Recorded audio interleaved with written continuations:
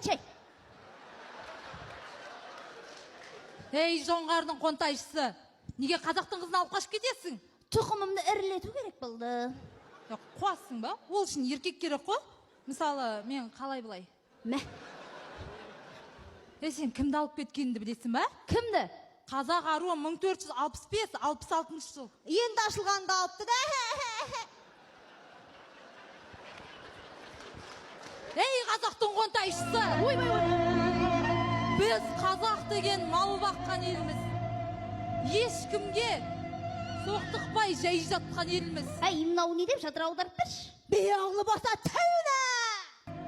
Елімізге құт береке қашпасын деп, жеріміздің шетін жау баспасын деп, найзамызға үкі таққан елміз. Бешімді қайырта. Сен қуасың ба? Мен ұзағырақ айтып отырмын ғой, дұрыстап аудар шеш. Енді біздің тіліміз осындай қысқа нұсқа. Қазақтың тіліндей бай емес.